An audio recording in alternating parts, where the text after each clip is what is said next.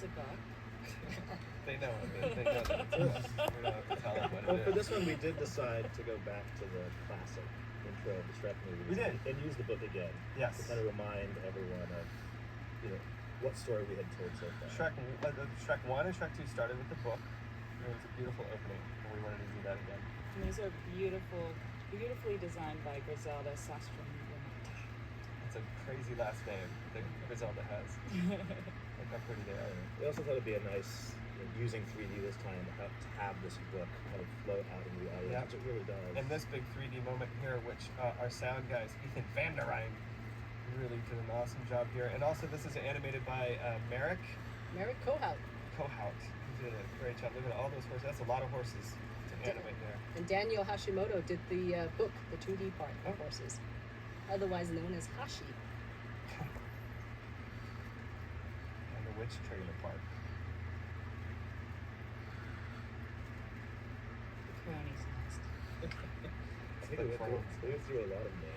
My grandma We said did. We had a list of names. All the art department were really helpful coming up with names. There's Witchard, the one male person in the whole witch. One male witch. One male witch. He's really a vampire, technically.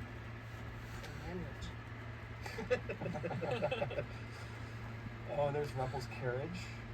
It was designed 18,000 different ways, but always as an egg. And we never swayed from the egg. I think that actually tied into Fifi really well. Yeah. Maybe that's how we came up with Fifi. He was the pet goose. Yeah. It grew in size over time. One of the most questions asked is, how did that little goose become big? And we refuse to answer it. He's Rumpelstiltskin! Yeah, well, times when we're first starting with the story, we do all the voices for the cast, the scratch voices, before we bring in the actors, just to try out the story. So, the director will play Shrek, and I'll play Puss in Boots. And, well, we needed someone to play the villain. So Mike and I started playing around with the voice just to use for the scratch track and just to kind of get who his character was to help write him. And it just started to stick more and more, and people really started to enjoy it. And the voice started to develop so much that we just kind of fell in love with it. I should say it was fun to bring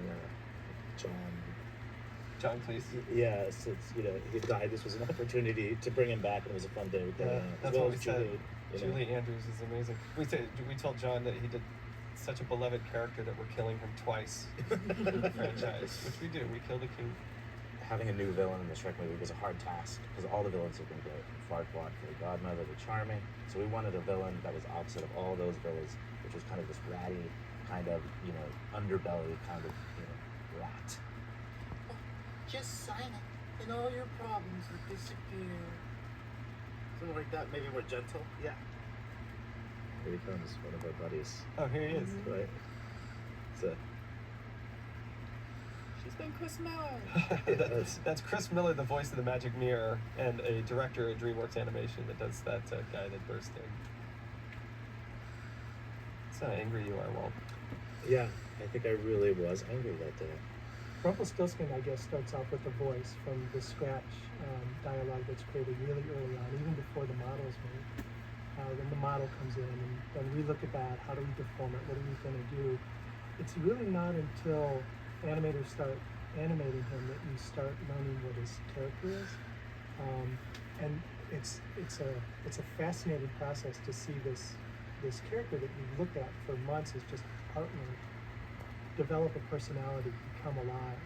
There's Cody Cameron does Pinocchio's voice. He's a board artist, very talented man. He also does the Three Pigs. Yes. I wish that ogre was never born.